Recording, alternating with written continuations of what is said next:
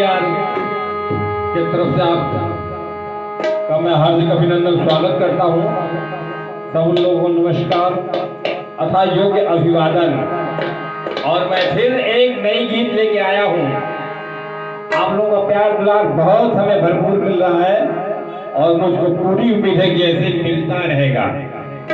एक तेजराम भैया, अरे गर्मी के बड़ा गर्मी लगता हो। ये गर्मी का खैर महीना मतलब गर्मी तो लगबे करी। क्या कि ऐसा सीजन है कि भैया 8 महीना रहेला। बरसतियों में अपन जगह पर होने रहना भैया। क्या कहतड़ी अपना राजा जी से पिया जी से, अरे गर्मी के दिन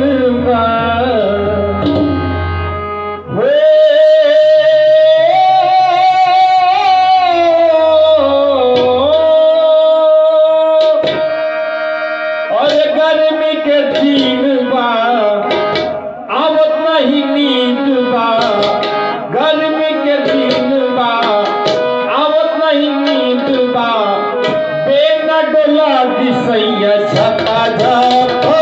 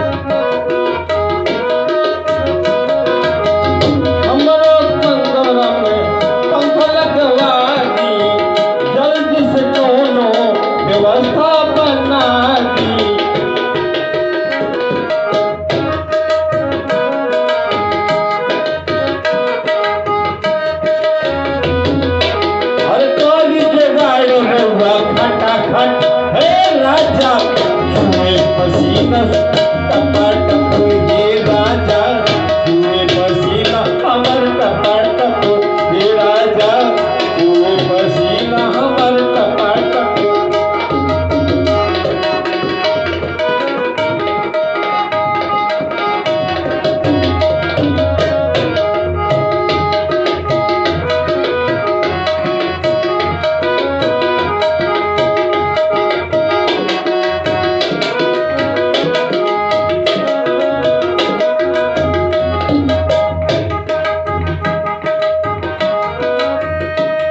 बदल भइल हमर